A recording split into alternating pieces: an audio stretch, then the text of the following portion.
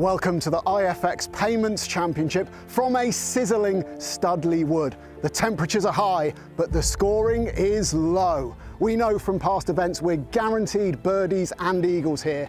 The leaderboard is tantalisingly poised heading into the final round, so let's get ready for some fireworks.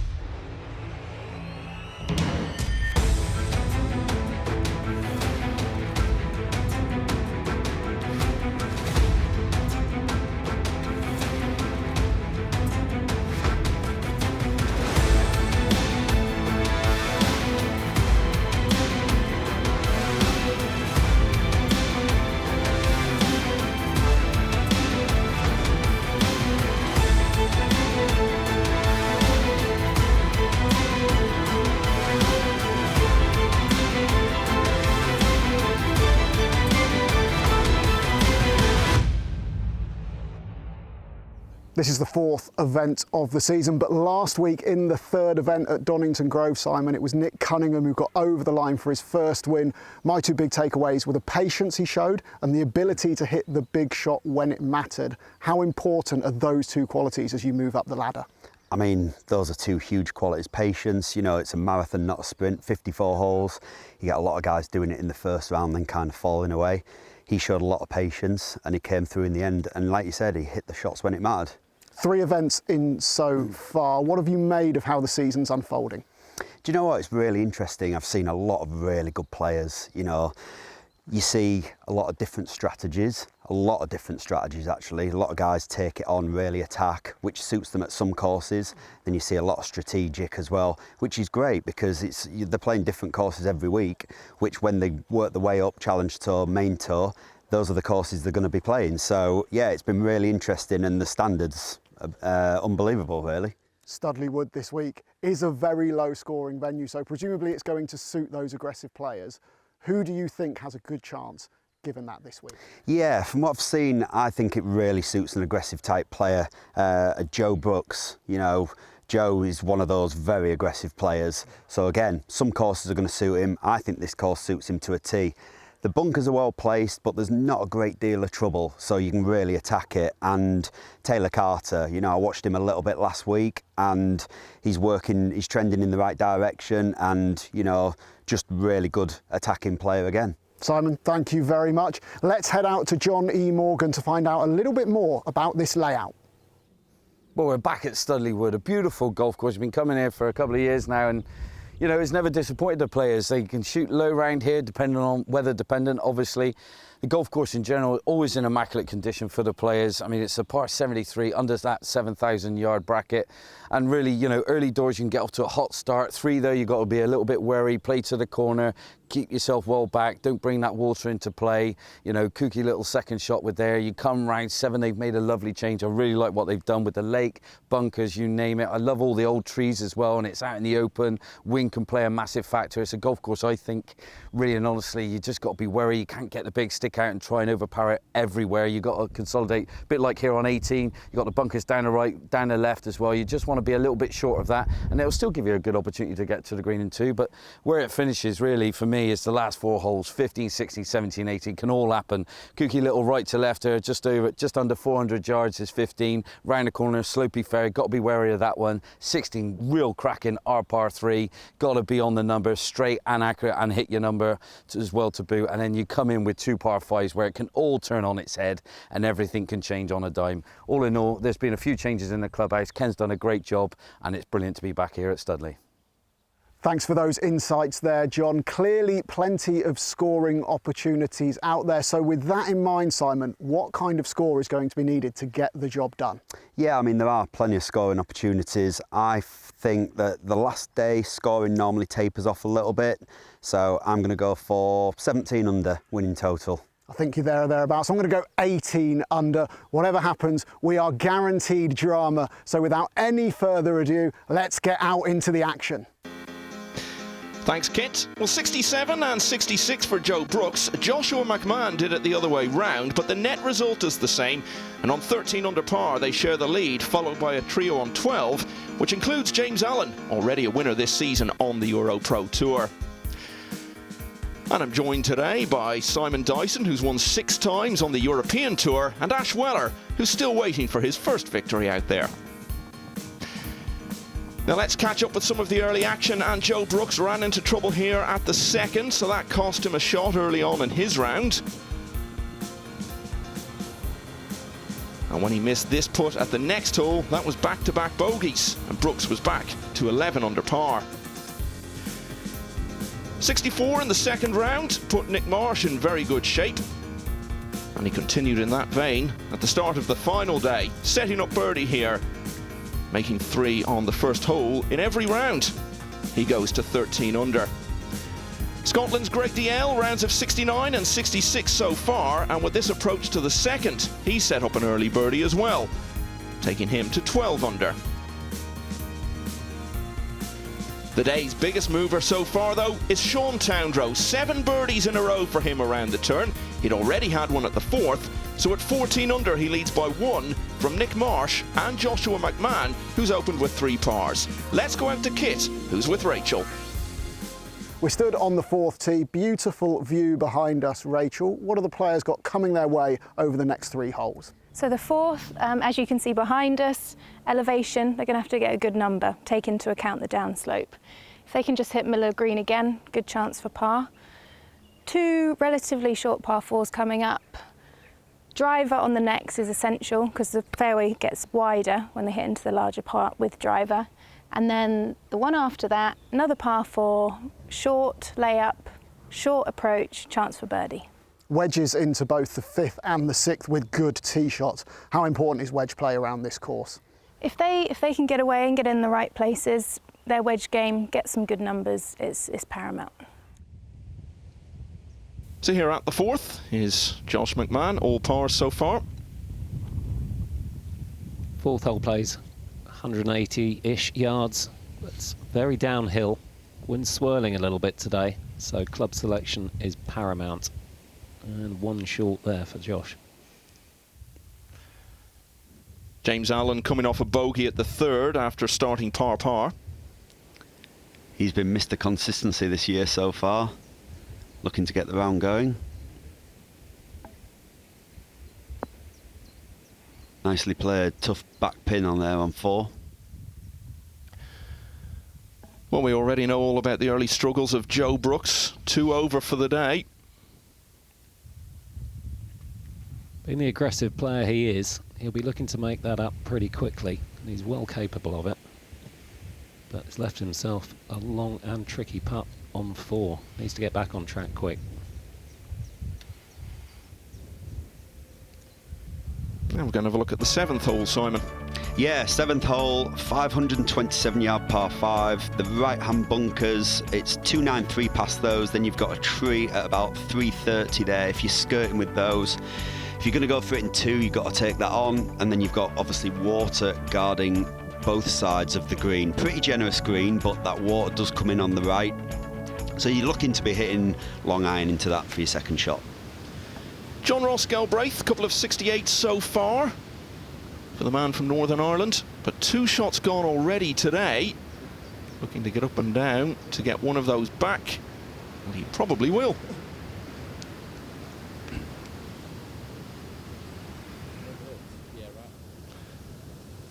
This is Scott Gregory from Corehampton Golf Club in Southampton. Birdied the 3rd, the rest all pars so far today.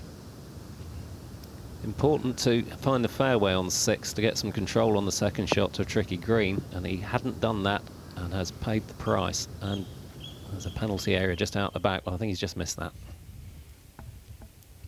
Josh McMahon trying to make his up and down on the 4th. Played some really solid stuff on the first 3 holes. Looks a little speedy.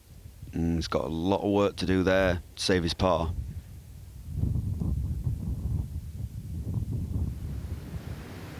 Back to Galbraith on the 7th. Hopefully straightforward for birdie.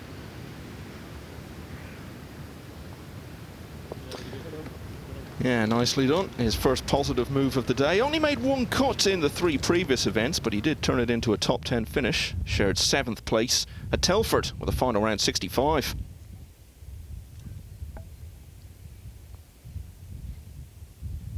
really needs to get this one down in 2 to keep this round going. And he's left himself a bit of work. Early struggles for Joe.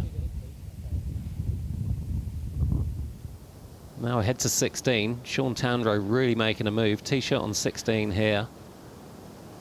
Yeah, 7 birdies on the bounce. 3 straight pars since then. Looking to get a bit of momentum back. Just a little bit long there. Was it holds on the bank? Not too bad. 2 par 5s coming up. He really will be looking to post a number. And up and down here and a couple of birdies to finish will be a stiff target. Great action through the ball. He's a big man, really does get it out there. So Sean, 8 birdies in 9 holes on the final day. I mean, what does that do for your confidence on a last day like this? Yeah, it's just quite I didn't really count it up until earlier, and it was just, I was on a complete roll really. But yeah, huge. It's nice to make the cut. It's been a bit of a slow start to the year, so to get going in the final round like that is pretty cool. Yeah, it's great to build up some momentum, especially in a final day like this. Yeah, for sure. There's a few putts just in the last few holes where I've kind of just saved par on 13 and 14, which is good, and looks like I might have another one here, but we'll see. You started the day 7 back. Yep. Did you come into this day with a much more positive attacking attitude, or are you trying to keep it the same as the first 2 days? More attacking, yeah, for certain. I think for me it's just trying to get to a number in my head, and if I can get to that, then we'll see what happens. But I'm miles back, but we'll see what happens. Well, whatever it is, it's working. Good Thanks luck. very much. Cheers. Thank you. Mentioned that run of 7 birdies in a row that he had. James Allen had 6 on the bounce at one stage earlier this week.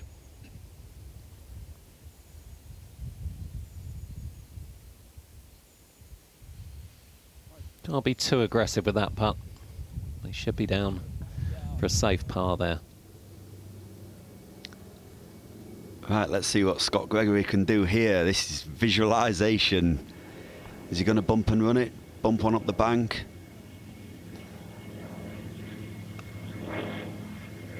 I think he got caught in 2 minds there, just skipped it over. Yeah, just played it a little firm, didn't really get as much of the bank as he wanted. Important for him to finish well here. He's only played 2 of the previous 3 events and missed the cut in both of them. First look at the Welshman, Jake Hapgood. He's parred all of the first 6.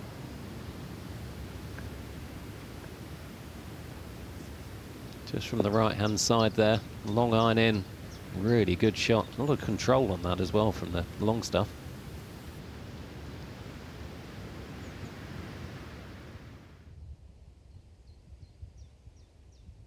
Josh McMahon looking for his par here on 4. Out the fringe, hope it doesn't bobble too early. And just slips by on the left side. Yeah, and that means his first move of the day is in the wrong direction.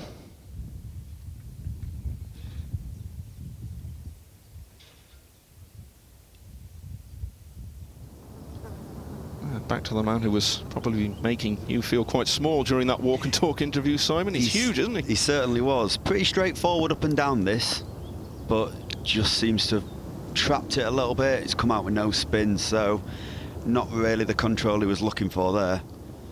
You claiming a side hill lie for the difference in height there, Simon? Definitely. He's a big lad, that Towner. He is a very big lad. Right, Gregory, for his par, a lot of work to do. I think he would be quite happy with 2 putts and walk off with his bogey here. Very good effort, that. Taps in for his 5.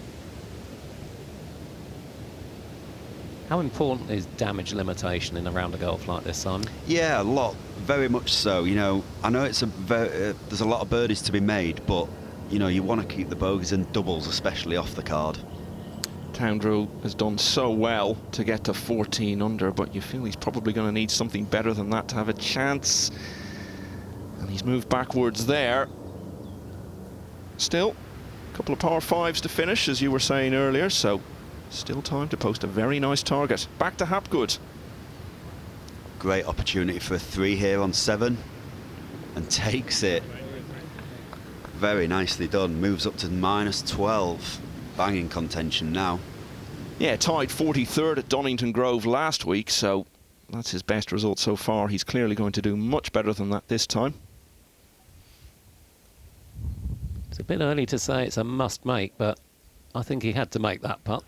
Yeah, big putt. Doesn't want to be 3 over through the first 4.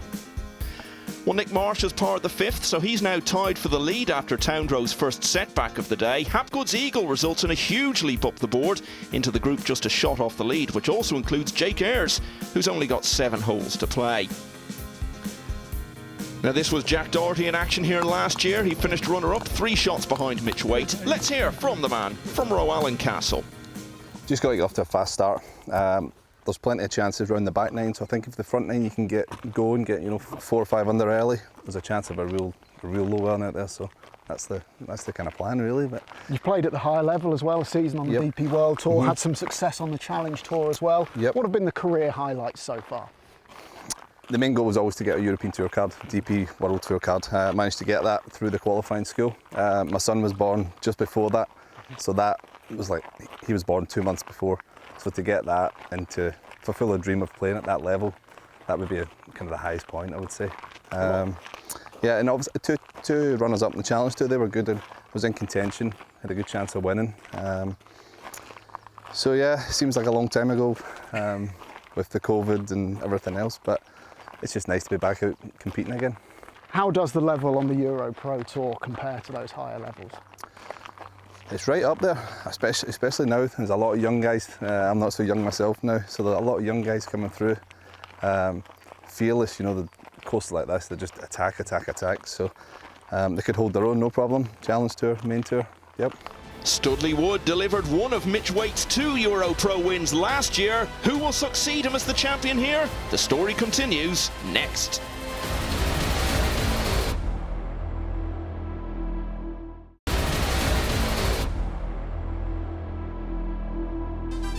Welcome back. James Allen started the day 1 off the lead as he looks for his 2nd win of the EuroPro Tour season. Before starting today, he spoke with Simon. So something changed over the winter. You obviously went away after 2021, analysed everything to do with your golf game. What flagged up and what changes have you made? A few things really. I didn't drive it well last year. I didn't hit enough fairways or put myself in good enough positions, so I've made a slight change to setup and driver setup and how I practiced it, which has made a big difference. I started doing aim point stuff and I've just worked really hard at all aspects of my putting really, but it's gone quite well so far this year, and I'm just making sure I'm sticking to the same things, just doing the same things all the time, not changing anything. That's it, just keeping it quite simple. Yeah. When you say you changed a few things in your driver, was there like driver shaft, maybe a bit of loft? I changed head, I changed shaft as well, I went back to a shaft that I used previously. I just got to put a bit more spin on it basically. I struggled to spin it before and I'd lost a bit of control, so I'll maybe sacrifice 5-10 yards carry, but I feel a lot more comfortable with it on the tee and it's a bit more predictable in terms of ball flight, so for me that's a win. So we'll go back a few years, 2019, I mean you came really close, didn't you, the Tour Champs. How disappointing was that and what did you learn from it? Following the Tour Champs, I then lost out by 1 shot at 2nd stage Q School. And I kind of felt like I came away from there like, how have I played that decent level of golf for 2 weeks and come away no better off? So yeah, that was a real tough one to take. But I mean, look, everybody knows that the route to the top is never in a straight line, is it? So I guess you've got to take those hits as they come and try and make the best out of it. Exactly. And we'll go back to Harleford. You won Harleford, playing great golf. Will you draw on that experience today? I mean, it was only a few weeks ago. Do you think that will really help you out there today? Yeah, absolutely. I feel really calm, to be fair. I know that my game's in a decent spot and that there's a lot of players in with a chance today, but I guess I've managed to get one early on and I've been in this position quite recently, so that can only help, I guess. So I've just got to focus on what's in front of me and do my best. Well, in the final round of the IFX Payments Championship, Alan is 2 off the lead, which is shared by Nick Marsh, who's now parred number 6 as well, and Sean Towndrow, who's got 2 holes left in which to post a target. Irish pair Ronan Mullarney and Stuart Grehan also still in with a shout here. 6th hole, Studley Wood. It's a short par 4, no future going with the big stick. Lay up with an iron, and then you leave yourself a very short iron through a very narrow opening between the trees into today's flag, which is 18 on and 8 from the left. So we're on the 6th. Josh McMahon has found yet another fairway. He's just fighting for a bit of momentum at the minute, but he's playing great golf. So he's got 85 front, 103 pin. Pretty much straight into, marginally out the left. I think he'll just dink a little 50-degree wedge, take the spin off it, pitch it middle of the green and let it release a couple of yards up to this pin. So here is McMahon on the 6th. Had his first dropped shot of the day, as we saw, on 4. He's followed that with a par at the next. Just missed the fairway. He's only in the first cut, so he should still be able to control this wedge. Yeah, stops nice and quickly. Pin high, nice and safe. And here we are, second shot to the 9th for Galbraith. 2 par 5s in a row coming up, so a chance to really get the score going. It's all's been good to him so far this week. Birdied it in both of the first 2 rounds. And he's going to get at least that this time. Quite possibly a 3. Really good long iron shot there. Lots of control. Well done.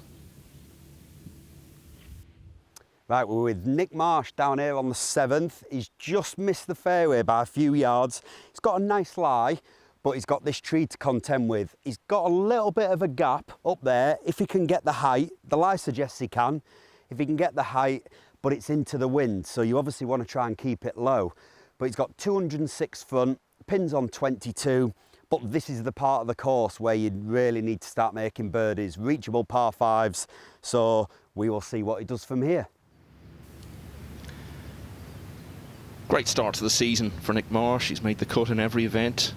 Best performance was runner-up at Telford, and also had a top 10 finish last week at Donington Grove.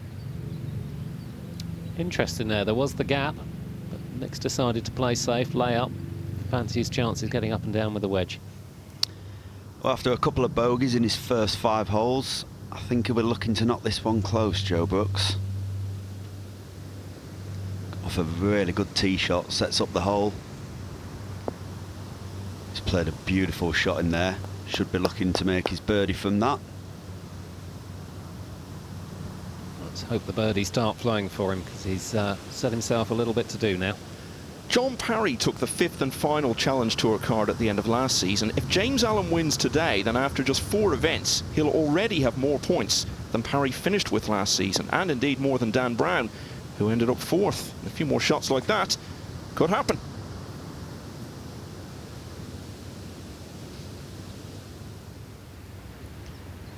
DL's also had to lay up on the 7th. 3rd shot, short iron. Looking to get birdie the different way. And sets himself up very nicely. Great memories of this hole. Eagled it on day 1. He could be about to birdie it for the 2nd day in a row. So Marsh didn't fancy that gap, so he laid it up, got in the fairway, got a nice possible chance of birdie if he can knock this close. Smelly little bounce and a bit too much spin there. It's just going to feed away on the right hand side of the green there. Tricky putt for birdie coming up. He looks slightly dismayed with himself. Galbraith dropped a couple of shots early on. He has got one of them back at the 7th, and a chance to finish his front 9 in style here with an eagle. Oh, magnificent stuff. The 9th has been worth 4 shots to him over the 3 rounds.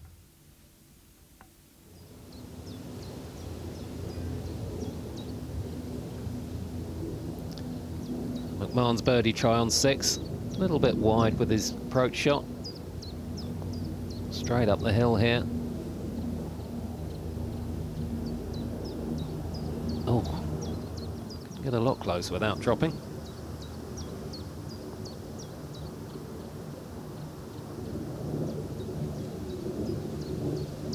Shake of the head. I think he fancied that one. Towndrow has played so well today, but a little bit of that momentum has gone now. Needs to make something big happen if he's to still have a chance here. I wonder what that number was he had in his head that he mentioned.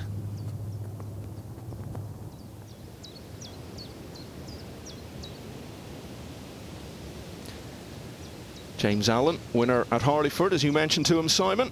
Also top 10 last week at Donington Grove. He was 13th in between at Telford, so he's had a wonderfully consistent year so far. And that'll help.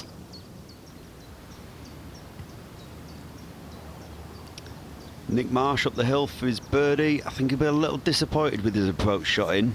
He was a bit unlucky with his drive, just blocked by that tree. Here he goes for his birdie. Just lags it up there, easy par. I think he'll feel like that's a missed opportunity though.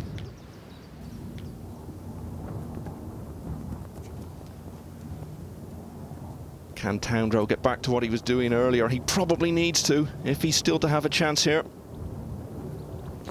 You've got to think he's got to hold that and maybe make 3 down the last, but it's only going to be a 5. So just stalling a little bit towards the end of his round, but what a move he made up the leaderboard earlier. Yeah, been a great effort. And of course, every point counts in the race for those 5 Challenge Tour cards. Back to Galbraith.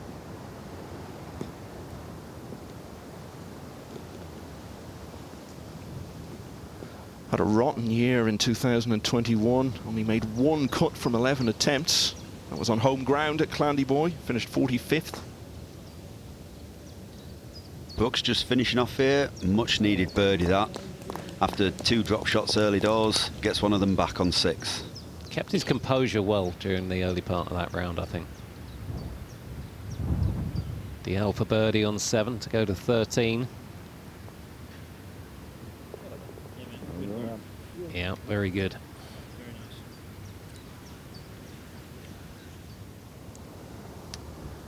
Galbraith making a nice move. Wasn't the greatest 3rd shot, but still makeable for birdie. If he gets it, he'll have picked up 4 strokes in the last 4 holes, and that's exactly what he's done.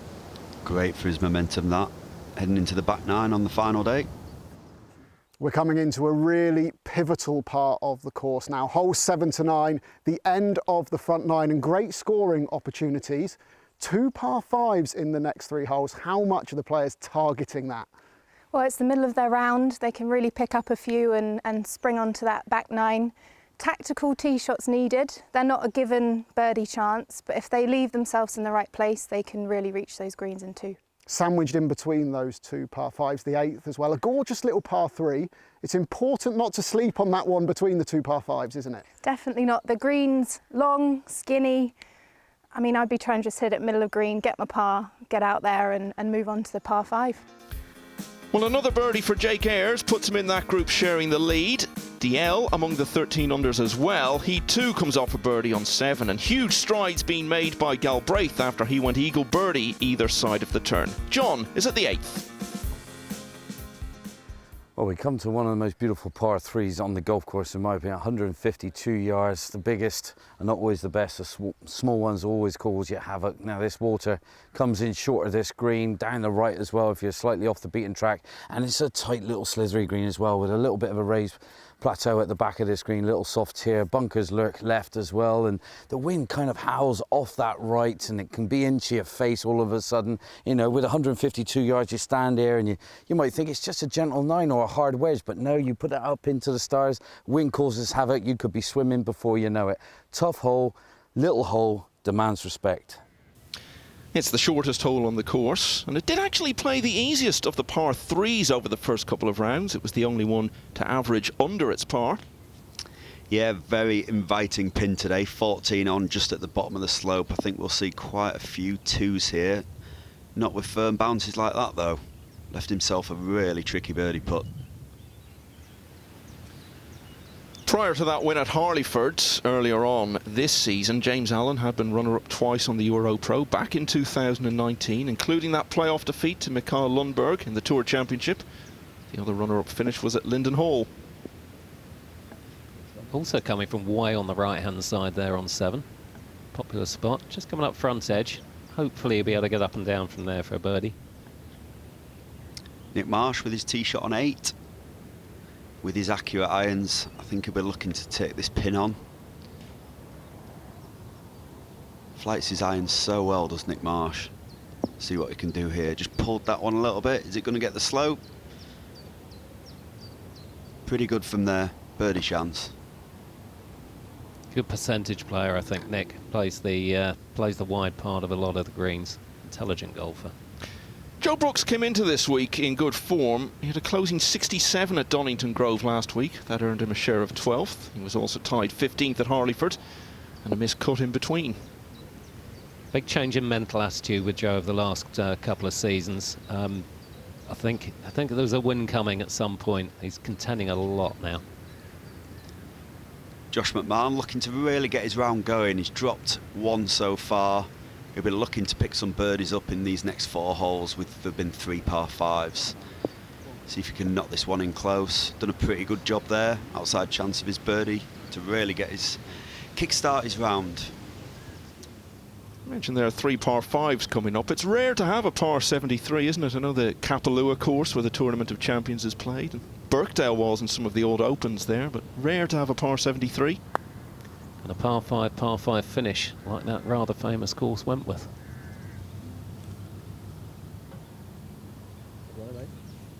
See just how slippy it is down the slope if you go long on 8.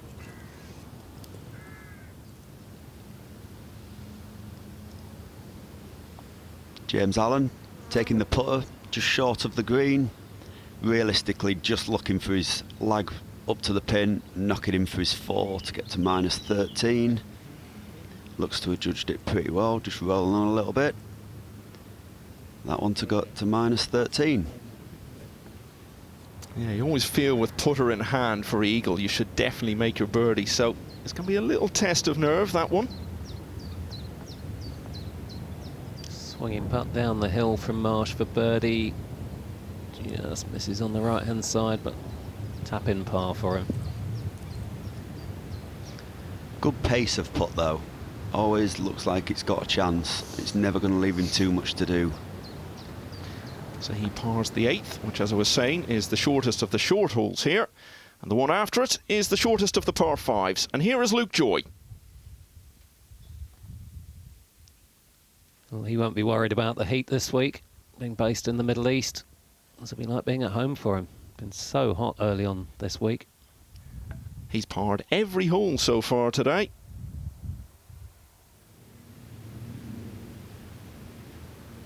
Brooks for birdie on 7.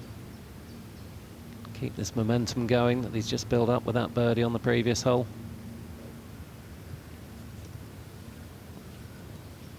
He's a little bit disappointed with that, I think. Yeah, not the sort of putt you want to hit when you're trying to stay hot.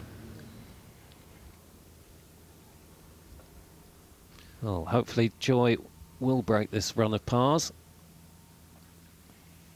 Yeah, hole number 9. Play more like a par 4 today. Downwind. He's left a lot of work to do there from a really good outside eagle chance. Well, he'll be so frustrated with that. Only played one event previously this season at Telford. Missed the cut there.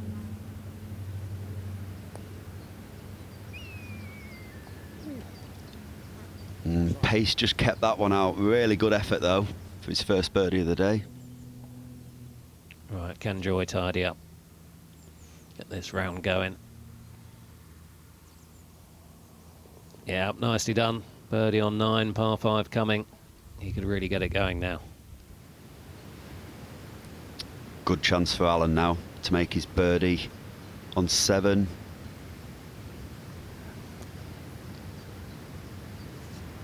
Just slipped by on the left side. I think he'll be a bit disappointed with that after his great second shot recovery. Give himself a good chance of 4. Walks off with 5.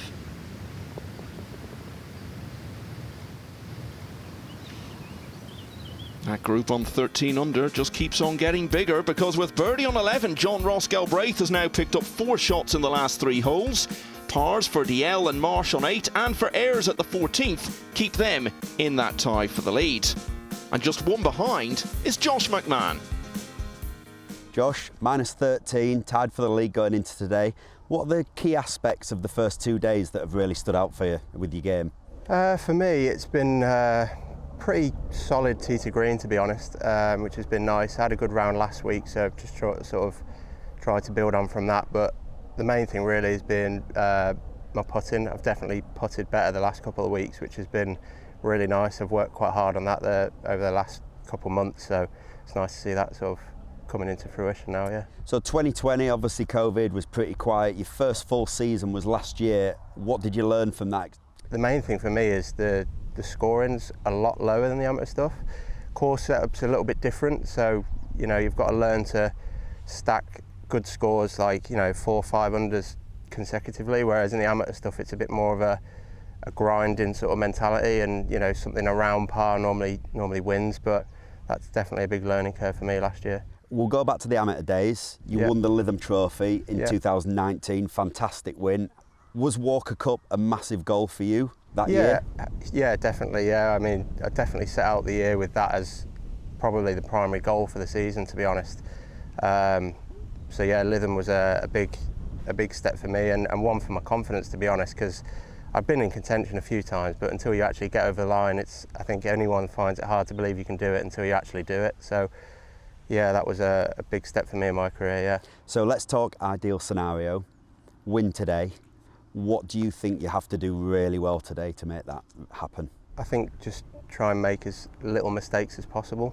Try and take my chances when I get them, but you know, don't force the issue. There's plenty of chances out there. You've just got to play, you know, do what I've done the last couple of days, and hopefully that'll be somewhere around about coming down the last few holes, yeah. And Josh McMahon is still in with a great chance of his first EuroPro win, just a shot off the lead at Studley Wood.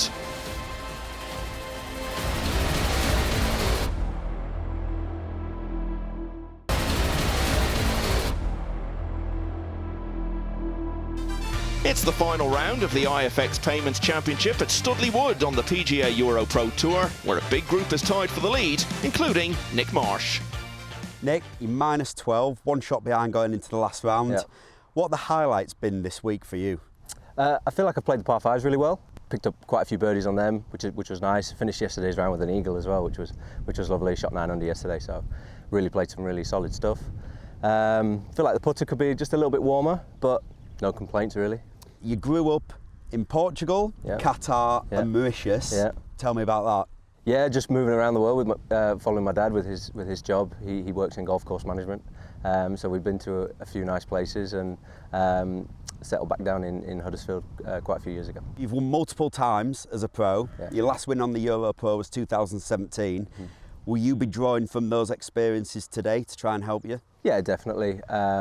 It's always tough to win out here on the EuroPro Tour. There are so many good players. A lot of golf to be played between now and the end.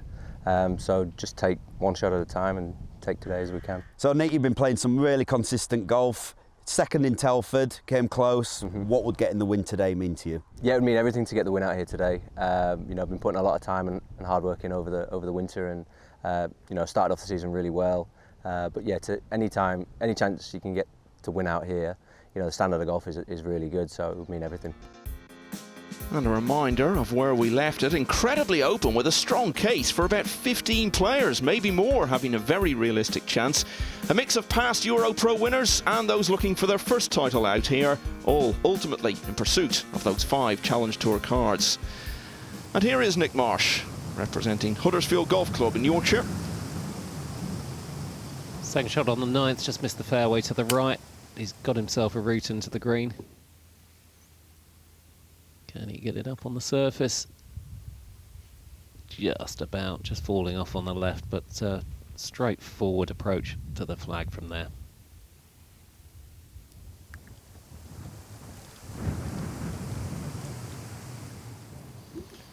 Mentioned there that a number of these players in contention have won on the EuroPro before, including this man, Luke Joy, 2-stroke triumph at Cumberwell Park 3 years ago now. Yeah, just one shot behind the leaders. He'll be looking to make that up here. Played a nice shot just into the centre of the green, but just came up a bit short. Pretty straightforward chip up the green for Luke from there. I think Martin Morby, the tournament director this week from the PGA, he will be looking at that leaderboard and preparing for a playoff. There are so many players up there now. Yeah, big bunch sharing the lead on 13 under. But as I say that, Nick Marsh is absolutely certain now to break out of that group and go to 14 under, claim the lead all for himself. But Luke Joy can get straight to 14 under here. Outside China's done a fantastic job there. Another player deciding to take the putter from just off the green. And he will tap in to go minus 13. Gregory on the 10th, as he does to get to minus 12. Yeah, important putt that. Just keeps him in touch. 2 behind our new outright leader. And James Allen, third shot on 9. So I think he must have gone into the pond here, left off the tee, taking a penalty drop. Oh, this is trouble, really. Got to get that up and down, try and save a par.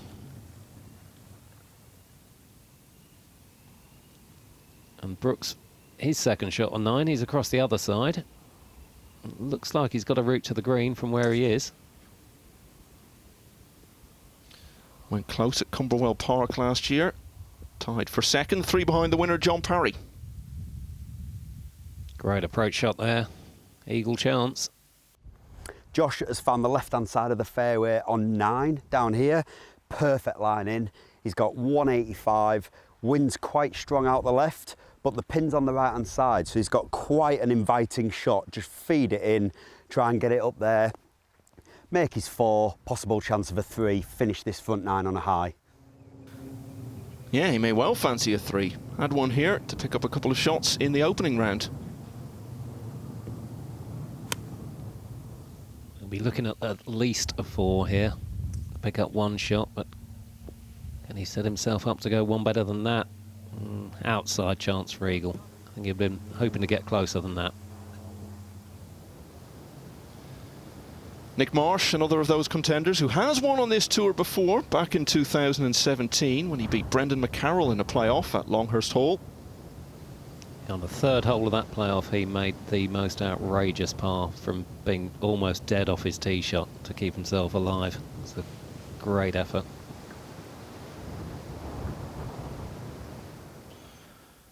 The 9th has played as the easiest hole on the course over the first 2 rounds, but Allen not finding it particularly straightforward today.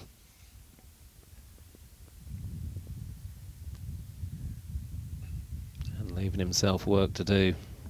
He'll be dropping a shot and a half, nearly 2 shots to the field if he doesn't hold that.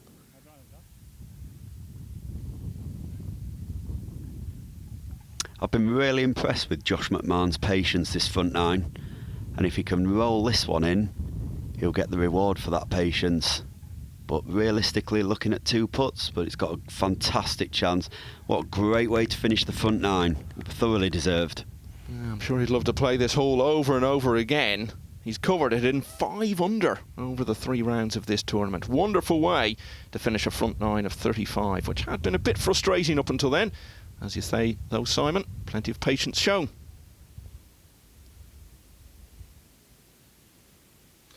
That's going to be particularly disappointing for Allen on the 9th. It's been so scoreable. In fact, it had the same average score over the first 2 rounds as the 15th, which is only a par 4. So that shows what an opportunity the 9th hole is. And Allen has really made a big backward step there.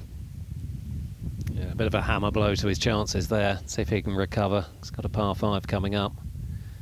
Brooks for his eagle. Not his greatest putt is hit after a fantastic approach shot. I think he was claiming a misread there, but I don't think, yeah, I think you're right. I think that was his best effort. Let's go back to the 10th hole. We saw Nick Marsh's second shot. Well, this is where he's played his third 2. And we've talked about big opportunities around the turn at 9 and 10. If this goes in, he'll have birdied both of them in every round. What a feat that is. Yeah, that was a fantastic up and down there. From where his second shot was, didn't leave much room for his third. Well, after those 7 pars in a row, Marsh has really made a big statement with his back-to-back birdies. A 2 at the short 16th sees Jake Ayres just 1 back alongside Josh McMahon as it starts to unbunch a bit at the top of the board. Well, we head into the back 9. We start with a par 5, 542 yards. Beautiful par 5 as well, and straight into the breeze. So you got to hit 2 absolute monstrous shots to get there. Raises up over on the left-hand side. Lake comes into the prey off the tee shot. If you're slightly down the right, you can run out of room and find yourself swimming. Bunker on the left to gather the ball if you slightly overcook it, and you're a little bit more like KG from staying away from that water. But then you've got a monstrous shot up the hill, over a little bit of trouble, to a really kind of raised green. Bunkers on the right-hand side, trees come into play as well. All in all, you're right outside the clubhouse. You want to get off to a hot start on the back 9. Boom, no better. And the final group has arrived at the 10th, the longest hole at Studley Wood. Yeah, 543 yards the 10th, but as long as they can avoid the bunker and the pond. Where is that going? Let's just say that probably wasn't his best strike of the day. Wonder whether he's got a route to the flag from there.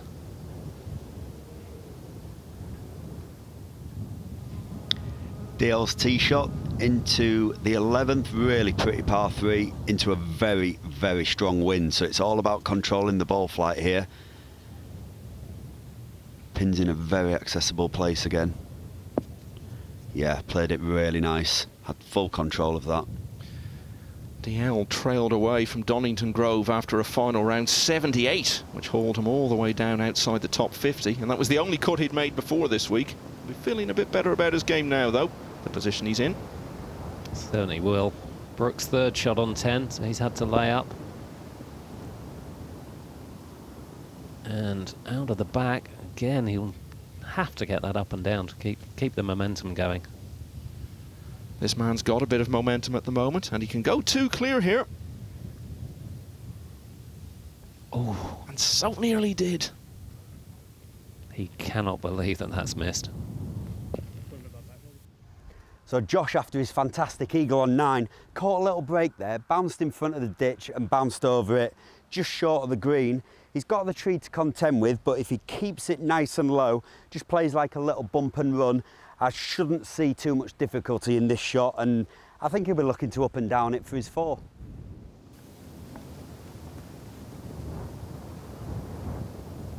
Well, let's see if he can. Yep, just 1 behind at the moment.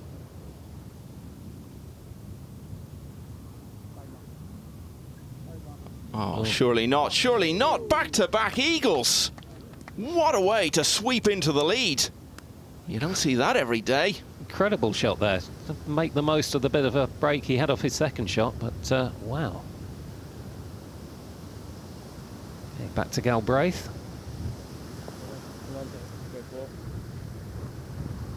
Straightforward 4 there for him.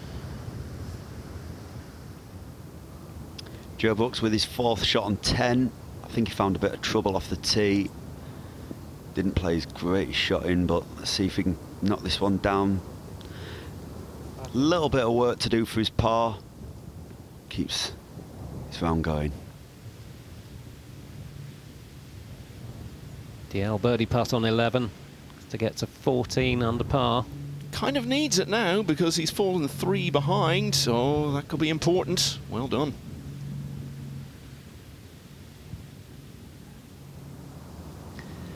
These are the putts you need to be holing on a final day to stay in contention and have a chance.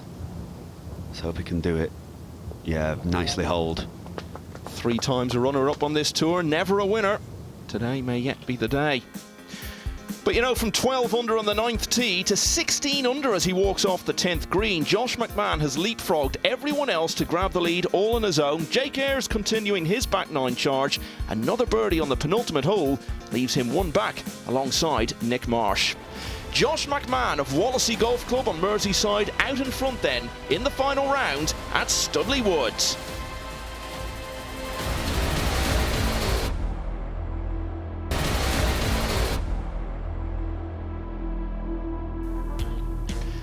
Welcome back to Studley Wood, and one of the most eventful and thrilling final rounds we've ever seen on the PGA EuroPro Tour at the IFX Payments Championship.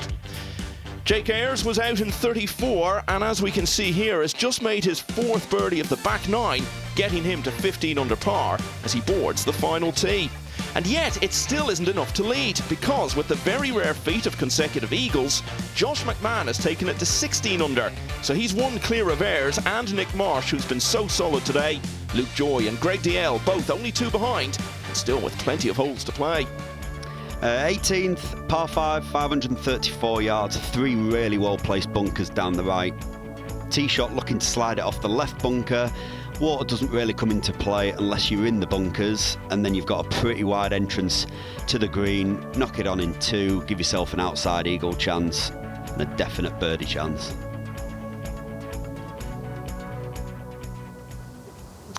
Ayres looking for a big finish, and very recent history bodes very well for him because he's eagled it in both of the previous rounds.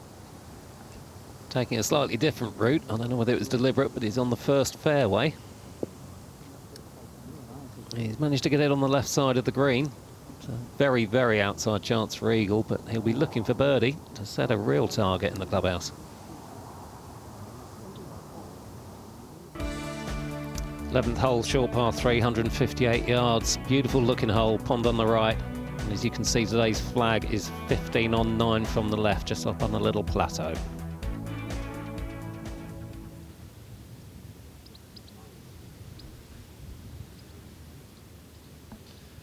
That'd be something if he made it 3 eagles in a row here.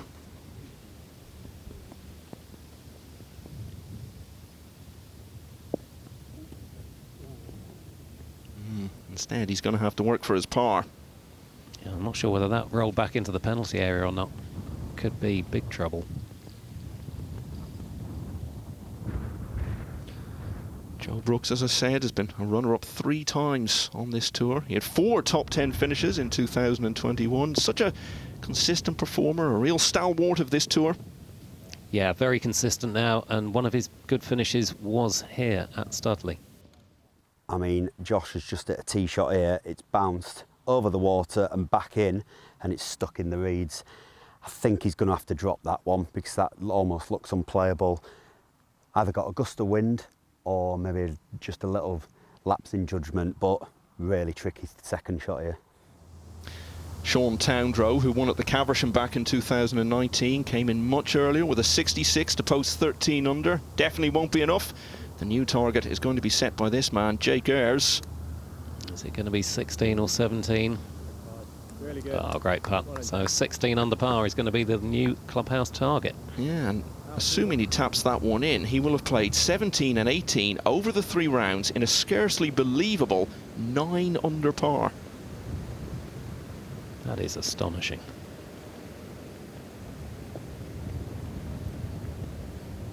That looked a pretty decent effort from that bunker on 16. That's where you really don't want to miss it. Josh now playing his 3rd. He's been sensible, taking a drop from that lie. Pretty straightforward up and down. Like got a little kick forward, not as much spin. His head will be spinning after that tee shot a little bit.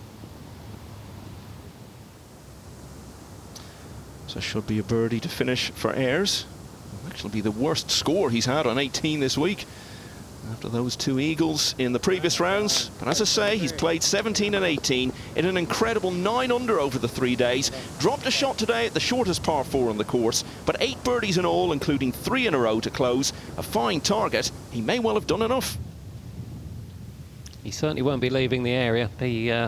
Keep him loosened up, ready for a potential playoff. And he'll just be sat watching what happens now. That must be so frustrating. That was in the jaws all the way. Well, Jake Ayres of Fox Hills Golf Club in Surrey has done all he can now. Back in 32 for that 66, and now it's the waiting game. It's almost worse than actually being out there on the course at the moment because it's out of your control. So whatever happens, it happens. I've done my part. I played well today, so I've given myself the best opportunity to win. So just have to wait and see, really.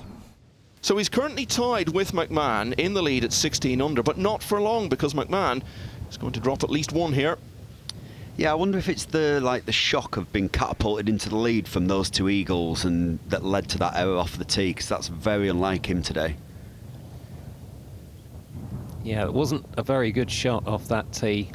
Do you think the wind got it, or do you think it was just a bad shot? I think he just misjudged the wind a little bit, got it a bit too high. Eagle, eagle, double bogey. Not a sequence you hear very often at all. Luke Joy then to save his par at 14.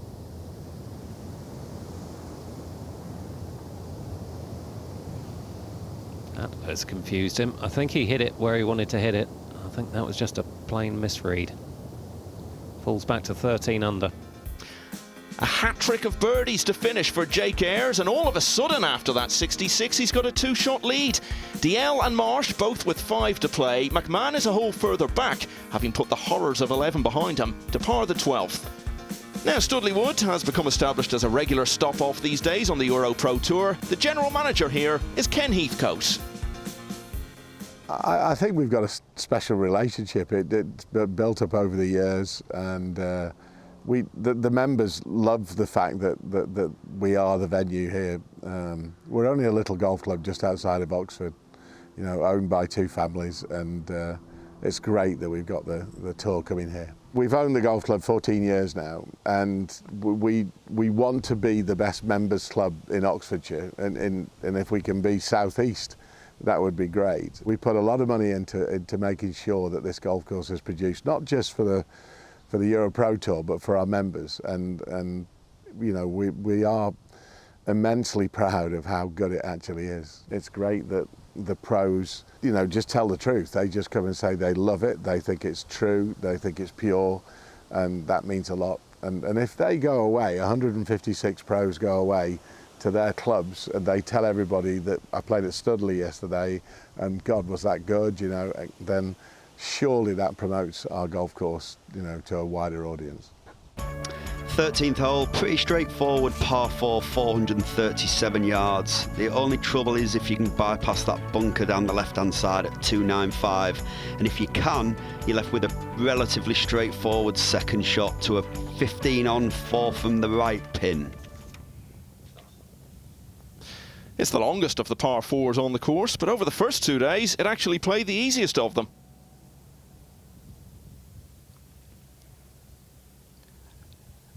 I think he totally misjudged that. Didn't want to hit it as low as that. And it caught the bank in front of him and then the rough. Work to do for his par. Head probably spinning a little bit still after what's happened to him in the last few holes. Greg DL had the best result of his EuroPro career so far at Parkwood last year when he shared 3rd place.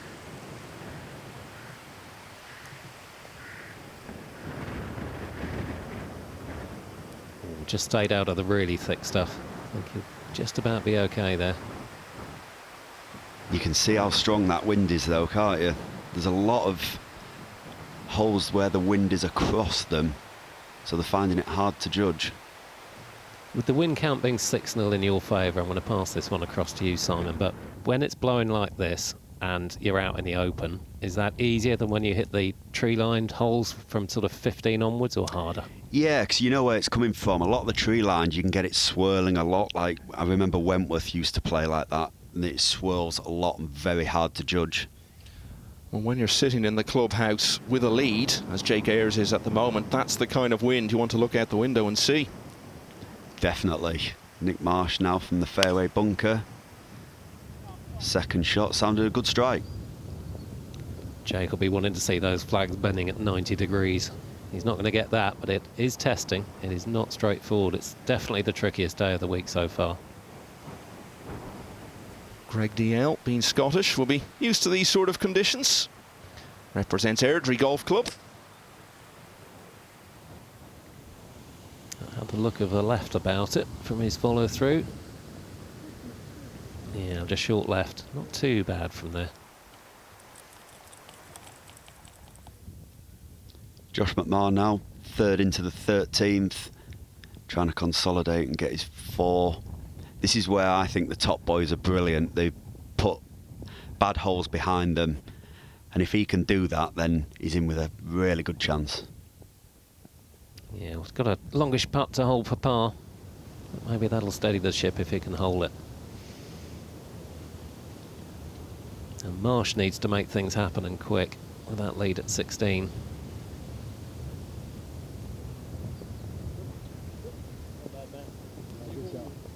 Little tester, not too bad. Huge moment coming up in the round of Josh McMahon. Had that double bogey a couple of holes ago. After that, the very least you want is to not drop anything more for a while. But he could very well let one slip away here just a couple of holes later. Yeah, and he has done.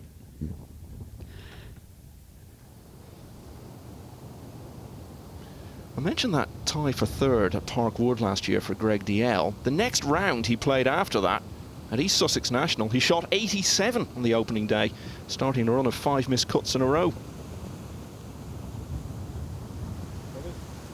Form is fickle, I think is the phrase, isn't it? after a nice approach from Joe Brooks into 13. Let's see if he can hold this and move further up the leaderboard.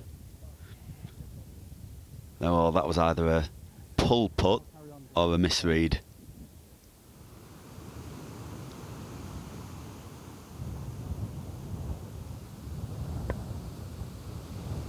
Not dropping shots is priority for all these players now. Well hold, Greg. Yeah, if he'd missed that, he would have been 3 back with only 4 to play, and even with those 2 par 5s to finish, it's not a position you want to find yourself in. Now Marsh, he could go 3 behind heading to the 15th tee if he doesn't tidy up here. He's had 2 big lip outs in the space of 3-4 holes there. Shake of the head tells you all you need to know there. So nobody making any dent yet in that 2-stroke lead held by Jake Ayres. DL now the most likely challenger, but plenty of others still with ambitions of catching Ayres. Galbraith, though, has only parred 17 and can surely hope for no better than second now.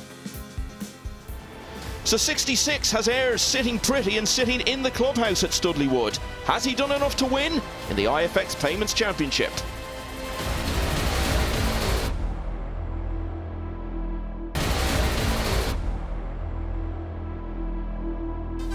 The EuroPro Tour offers a considerable prize in the form of Challenge Tour cards for the top 5 finishers on the order of merit.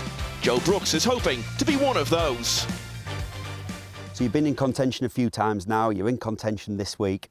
That's why we play the game, isn't it? Do you relish the chance of being in contention on a final day? Yeah, definitely. I think, as you said, that's the reason why we play this game. Yeah, love being in contention, love getting that fire and seeing what we can do when the pressure's on. Yeah, that's why we play this game at the end of the day.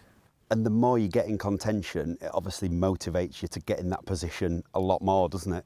Yeah, definitely. I think I played at Harleyford, which was the first event of the season, and the cameras were setting up as we got to every green. Obviously, you see that, you want to be in the groups where the cameras are on you. So that just kind of fueled me a little bit more. It's just a different feel, isn't it, when the cameras are there? It's obviously preparing you for the next step up. Yeah, definitely, and I think it's a great thing that Sky do as well, and showcasing this level of golf. I think there's a lot of good golfers on this tour, and hopefully we can show ourselves off and move up. So we'll talk about the winter, the time off. It's a long old lead up to the start of this tour. What did your winter look like besides growing that amazing tash? What did you do with your game, if anything? Yeah, to be honest, it was a weird winter for me. I didn't really play much before Christmas. After Christmas, we kind of ramped it up a little bit, working with my coaches, and felt like we got into this season in a good stead. I think we're in a better position than we were last year, and we had a good year last year. So hopefully we can go one step further. Brilliant, yeah. 15 birdies and 1 eagle in the first 2 rounds. That's really impressive. You must be really excited for the final round. Definitely. I think anytime you're in contention, then the juices start flowing. Yeah, got the Top Gun vibes with the moustache as well. Went and watched that on Saturday. So yeah, just harnessing the inner rooster, and hopefully we can don't think, just do. Well, Brooks not entirely out of the running for that elusive win here, but he needs to cover the last 5 holes in 3 under par to catch Jake Ayres, who's put himself in a strong position after birdieing 16, 17 and 18. Scotland's Greg DL his closest pursuer, but even he's got 2 shots to make up over the final 4. Here's Brooks then at the 14th. Awkward tee shot on 14. Just either carry it straight over the corner, bunker waiting down there, or you need to hit a left to right slider. Oh, and there is that bunker, and he's just got away with it. That's perfect now. Galbraith made a unfortunate habit of some very high scores last season. 77 at Clevedon, 78 at Parkwood, 79 at Luton Hoo. Needs to eliminate that tendency. Didn't quite get the flight there on that second shot, but it's not in a bad position. Relatively straightforward chip up the green there. I'm wondering whether he could have taken a drop from that drainage channel he was in. I wonder whether he thought of that or thought the lie was good enough and go with it. Josh McMahon tied 28th last week at Donington Grove, including a 66 in the middle round. That was the only cut he'd made coming into this week. Taking iron off there, just trying to steady the ship. Just missed the fairway, but not in too much trouble with his approach shot. 16 is the longest of the par threes here, playing over 200 yards, and coming into today, it was playing the hardest of them. Yeah, I'm not surprised by that at all. In the trees, so swirling wind as Simon mentioned. He's made a good fist of that. That's a really excellent shot into that hole.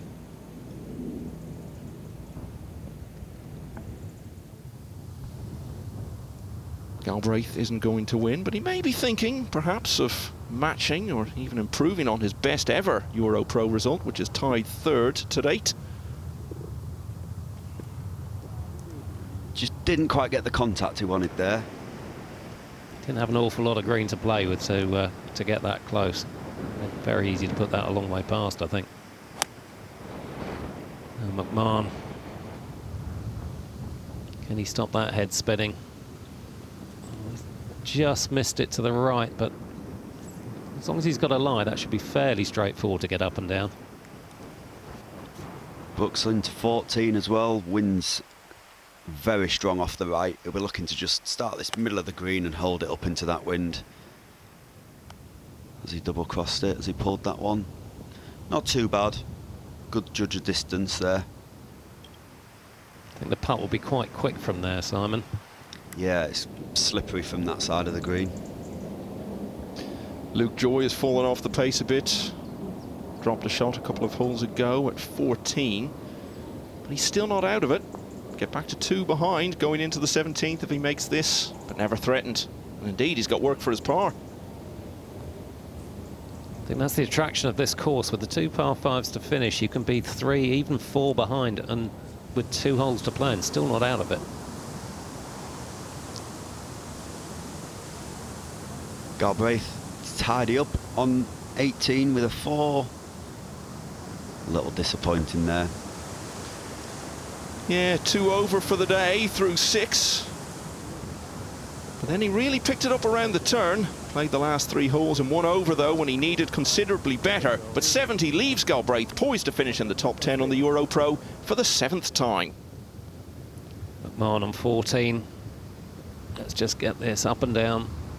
Walk to the 15th at minus 13, regroup and go again. That should be good enough. Nice little chip, that. Yeah, tidied up very nicely there. Staying in it, knowing there's chances to come.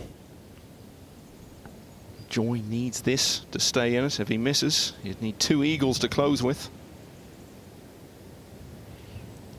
Nobody likes to see a 3-putt, especially at this stage in the round. Yeah, that will smart. Now, Brooks can make a big move here. This will get him back to only 2 behind with 4 holes to go. As we said, quite fast. It's not a tear, but a little downward slope. He's just undercooked it.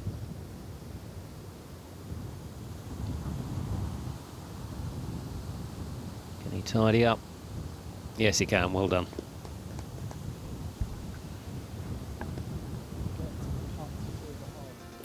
Jake Ayre's position looking a little stronger all the time as the rest of them steadily run out of holes. Galbraith currently in a share of 3rd place after that round of 70. If he stays there, which he can't control now of course, he'll equal his best ever result on the PGA EuroPro Tour.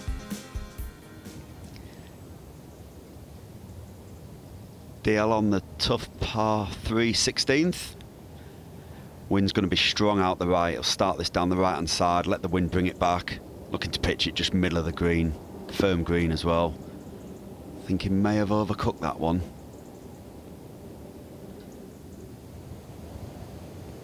Confused the cameraman, that. I think it's gone past him. Scoring was so good early on in the week. 99 players broke par on the opening day and the cut was 6 under. But there's a different feel to it now. I think that's gone long right. I think they're both long and right on 16. Confused by the wind. And then we move to the par 5 17th. It's only 507 yards, but it's all about the tee shot, a really narrow opening to get through. But once you're through that, it's just going to be going in with a medium, maybe even a shortish iron into the green. Some bunkers down the right, which really shouldn't come into play unless you're coming out of the rough. And the flag today is 21 on and 10 from the left. So very gettable.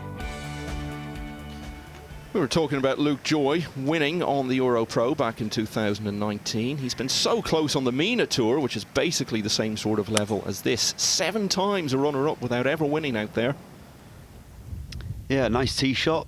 Opened up the green nicely and he's made a good effort of that. Found the surface in 2 outside eagle chance. Love the hat. He does like a bucket hat, does Luke Joy. Yeah, Nick Marsh just misjudged the wind there. It's probably swirling in those trees. The tee's quite high up. It's down out the right. Made a pretty good effort there. Scott Gregory hasn't quite been able to keep up with the pace today. Still battling away.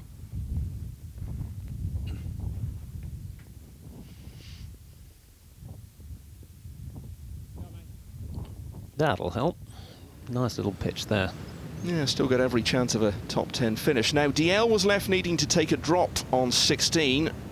This is where he is with his 3rd. This could blow him out of contention right here. Yeah, there's a penalty area behind that green. Doesn't come into play very often, but he's found that. He's obviously taken a big kick off the bank. Yeah, it was a big misjudgment off the tee. Saw a big smile on Luke Joy's face after his approach. He'll have an even bigger one if this goes in. That's tracking. Great try.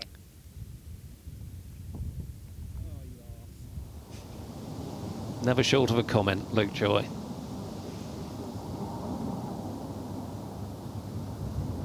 Marsh for par on 16. Great putt. Very nicely done. 3 back, 2 to play.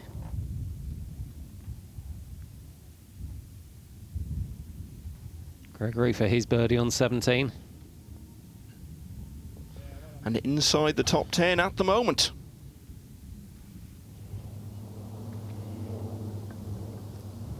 Well, this to stay within 3 of the leader in the clubhouse. A must putt. Did everything but go in, but that's a very costly double on 16. It certainly is, because with that, DL leaves himself in need of a finish for the ages to have any chance now. The players on 13 under may have left it a little too late at this stage. Jake Ayres almost certain to get at least a playoff at Studley Wood. Ayres has got one hand on the trophy here, but with 2 par 5s to finish, there may still be a bit of hope for the others in the IFX Payments Championship.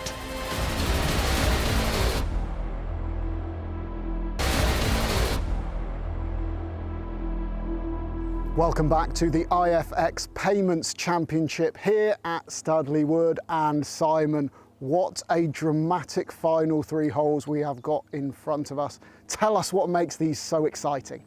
Well, I mean, you've got a really good par 3 here, and then you finish 17-18 with 2 par 5s. You know, I've not seen that since probably Wentworth. You know, it leads to a really exciting finish because there's shots to be made up. What's the challenge on this par 3? Because it plays downhill, but it's quite a long one. Yeah, it's about 200 front, but it plays about 10 downhill. They're playing off 2 separate tees, so that's the forward tee is obviously the easier tee, but you get it off the back of this tee to a back pin. You're looking at about 212, 210, 215 yards with a really good guarded bunker on the left, so it's going to be a really challenging hole. The 2 par 5s to finish, both eagleable. How important is it to know that even if you're 3 or 4 shots back coming into this part of the course, you've got a chance? I mean, it makes a massive difference because you know you're never going to give up. You've always got these chances on the last 2 holes. Both par 5s, massive emphasis on the tee shot. 17's quite tight in between trees, but if you can feed it through there, it kind of opens up. The green sits at you really invitingly as well, so you can attack the pin. And then same with 18, get your tee shot away. You're going to be left about 180, 190 into there, and then, you know, bring on the eagles. We're set up for a sensational finish. I can't wait to see what happens, so let's get out there. Well, the race has run now for Sean Towndrow and John Ross Galbraith, and in all probability for Luke Joy and Nick Marsh as well. But with that finishing stretch the guys have just described, Josh McMahon and Joe Brooks will both just about feel that they can still make this happen as they chase down Jake Ayres, who's still sitting in the clubhouse hoping for that first EuroPro win. But before the final group get to those twin par fives, they play the short 16th. Joe Brooks, as we've said, very testing tee shot here. I think he'll be happy with the 3 and take his chances on the 2 par 5s. Again, he hit the green. And another one goes long right.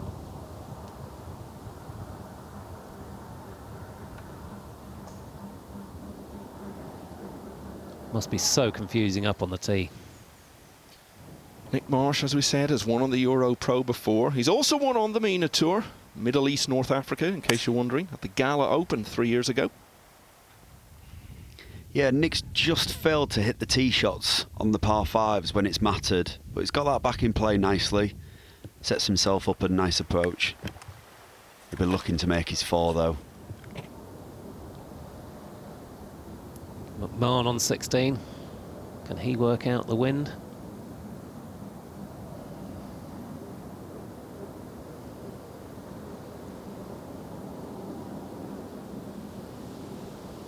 That's probably a club short by the look of it, but better than being long right, I think. Well, barring the greatest fairway bunker shot in the history of the game, Luke Joy isn't going to win this now, but he can still play for second place. Picked it off nice and clean.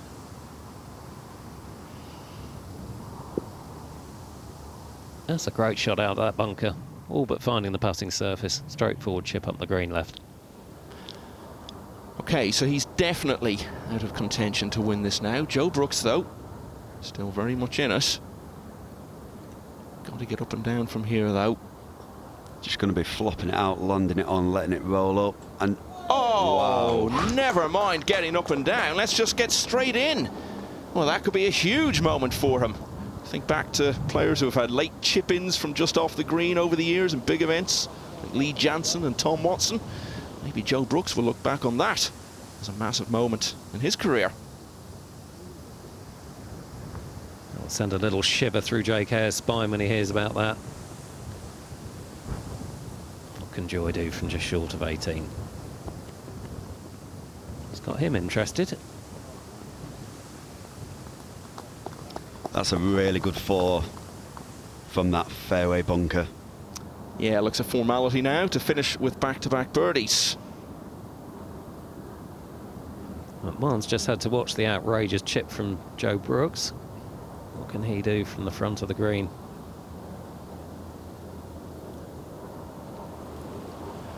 The very least you can say is that he's almost certainly going to have by far his best EuroPro result to date. Tied 24th at Vale last year, his finest effort so far. He's come on leaps and bounds this year, Josh. He's looking very calm considering this is all quite new to him. Well, he finished last year by making no cuts in his last 8 starts of the season. Nick Marsh on 17, 3rd shot in. Firm bounce, a little bit of spin. Really needs to hold that if he's got any chance. Greg DL just playing for position now. He's birdied both 17 and 18 in both previous rounds. Fancy another birdie on the penultimate hole after that. Luke Joy tapping in for his birdie. This to take him on -14 with Joe Brooks, but we know Joe's got the 2 par 5s to come, and he'll be hoping for Luke's finish with the 2 birdies. Yeah, it took a while to get some momentum, parred all of the first 8, then turned it on a bit, but bogeys on 14 and 16 meant those 2 birdies to finish for Joy came too late to give him a chance of winning. Gonna get a very high finish though. So is this man. Yeah, but it's not going to be the day that he was hoping for earlier. He'll stay on 13 under with 1 to go. It was all about the tee shot there. didn't have the option to go for it in 2.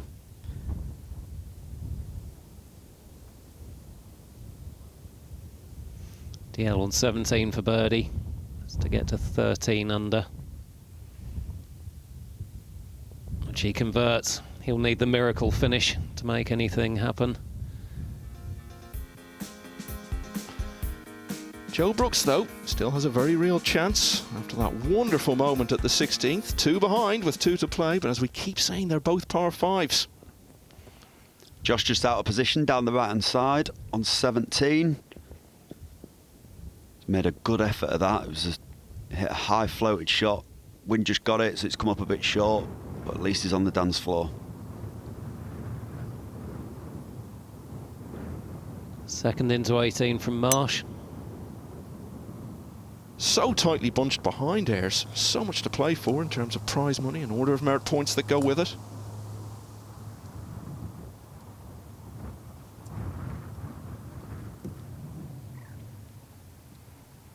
Been quite fortunate just to miss those bunkers. Ball's a bit above his stance, but the wind's out the left, so starts this middle of the green, lets the wind just slide it towards the flag, and he's made a good job of that. It was easy to turn that one over and miss the green left there. Way too many things to take into consideration for my simple brain there. After his absolute glorious chipping at the last, Joe Brooks has absolutely smoked one down the middle here on 17. He's got 205 pin. Green is wide open. He's got such a great chance to knock it on, definitely make his 4. If he makes 5 here, he'll see that as a really missed opportunity. Making 4 here is a must to give him a chance down the last. We've mentioned those runner-up finishes that he's had. Even last year he had one of those. He was 3rd at Mannings Heath as well, 4th at Clandyboy. Nothing against Jake Ayres at all, but he'd be such a popular winner, Joe Brooks. Is today going to be the day? He's still in there. He's avoided the bunkers. It's a fairly straightforward chip across the green. Yeah, up and down from there. Birdie the last, and he's in a playoff. Just short-sided himself here, Nick Marsh. Missed the green on the right. Not much green to work with, but he's played it very nice. Good chance to sign off with a 4.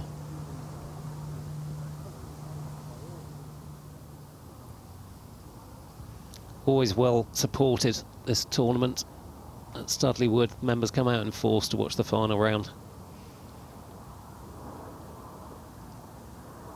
Even if he makes this, DL will come up 1 short of the target. Just ran it by. Hopefully he'll be able to pop that in. Jake Ayres has never finished better than 4th on this tour, warming up for a potential playoff.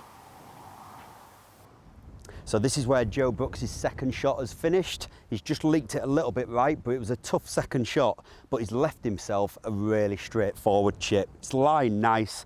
The green slopes a little bit right to left. The wind's coming off the right, so he's just got to be careful he doesn't let it get away bottom side. Keep it top side, just run it out close to the hole, tap in 4.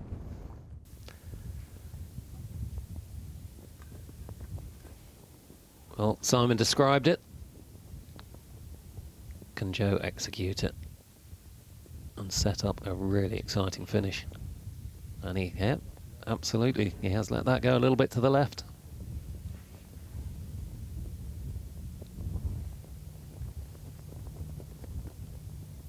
McMahon for eagle.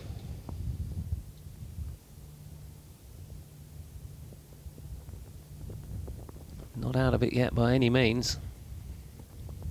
He's left himself a bit to do as well.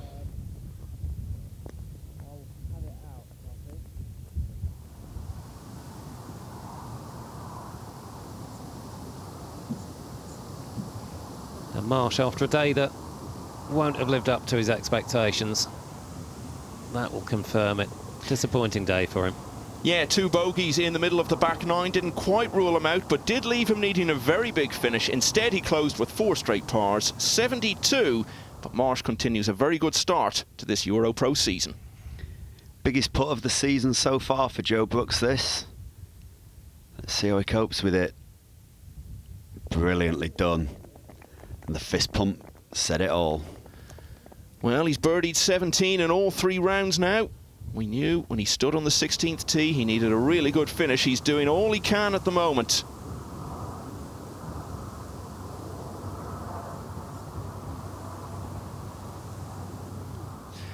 Well, DL was right in it after his third birdie of the round on the short 12th. But a couple of shots gone on 16 killed off any hope of winning. It's a closing 71 for him. He'll finish comfortably inside the top 10.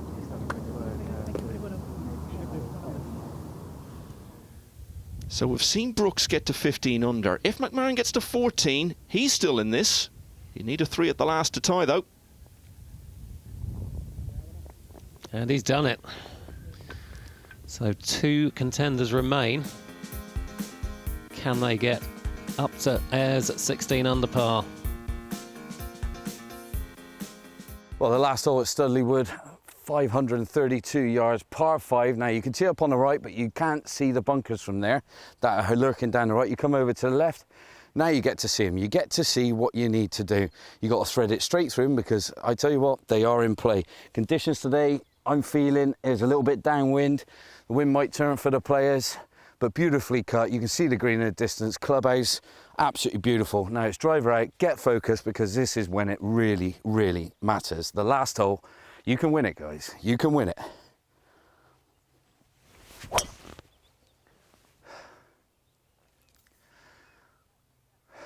You're not going to win it with that one, though. So do better than that, please. Par on 18 yesterday for Brooks, but he birdied it in the first round. He needs to birdie it again today to get in a playoff. He'll be aiming at this left-hand bunker at about 310, trying to peel it off left to right. Can he do it? No. He's hit that too well. He's just hit it straight through the wind. It never moved.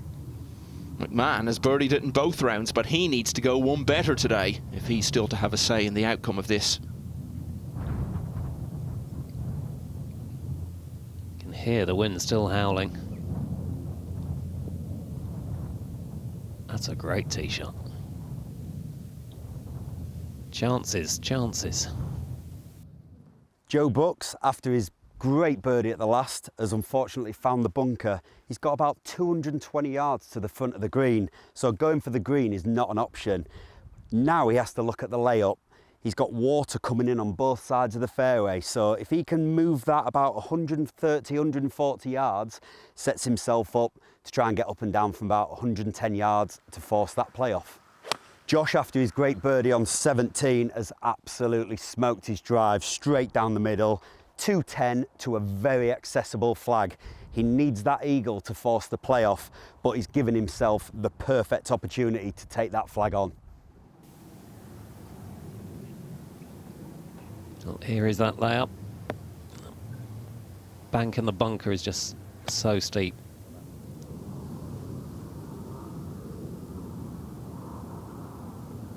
Okay, up and down from there. This has been the story of the last few holes. He's doing enough all along just to keep himself in the running. Now, what a disappointing day it's been for James Allen. Does already have a win under his belt this season.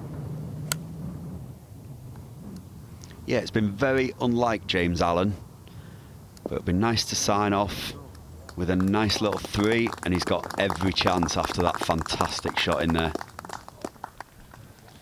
Yeah, we know what he's thinking. Why couldn't I have done more of that sort of thing earlier in the day? But there'll be other days ahead for him, and very good ones at that. Yeah, but just don't think he had his swing with him today. I think he left it in the hotel room. So, up and down from here to get in a playoff.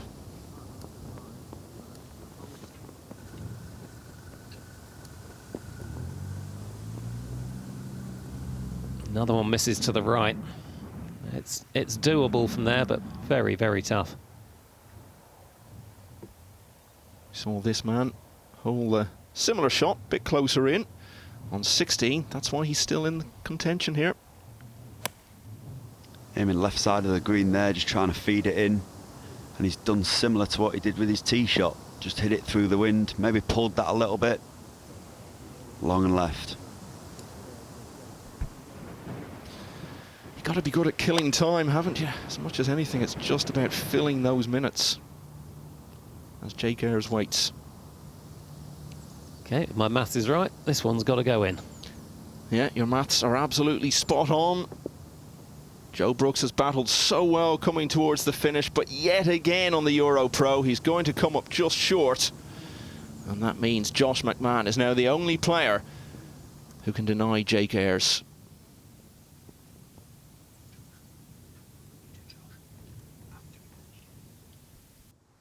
So Josh needing an eagle to force a playoff, just missed the green to the right.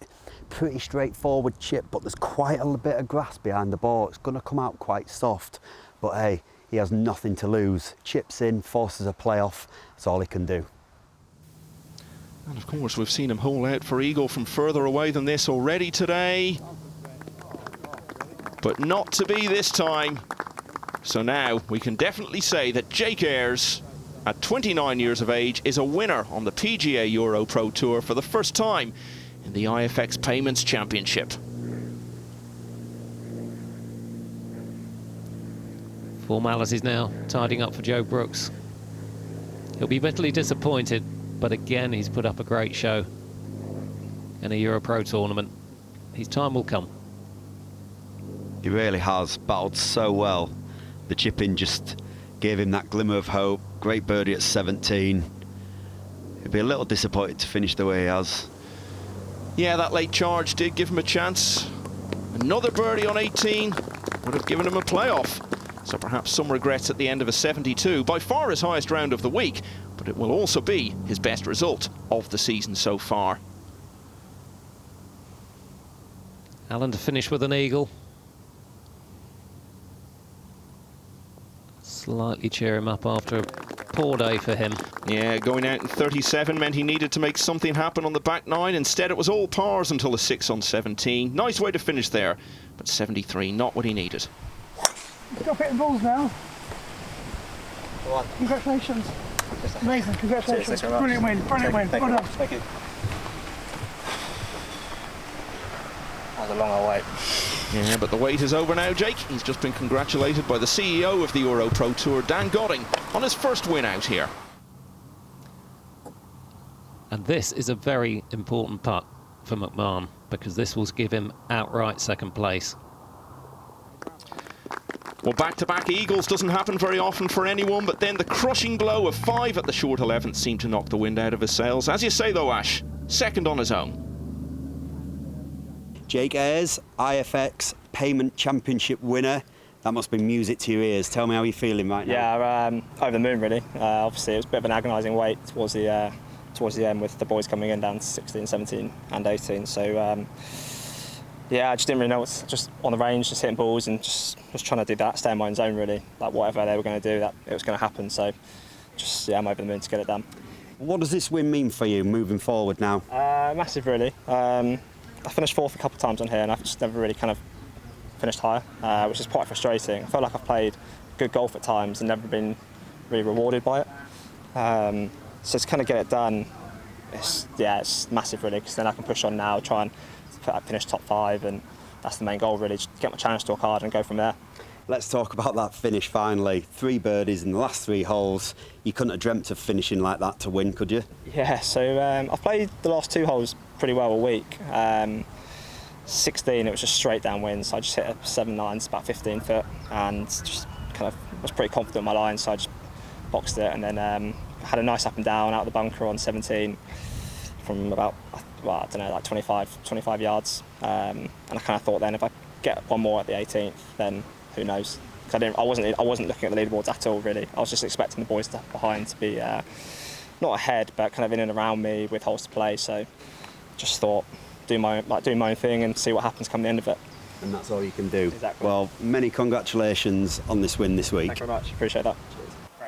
Joe Brooks left once again to wonder when his day is going to come in terms of winning on the EuroPro, but keen to offer his congratulations to Jake Ayres, who wins by 1 shot with that 66. McMahon left to reflect on that bad patch he hit early in the front 9, but it's his best EuroPro result to date by a long way.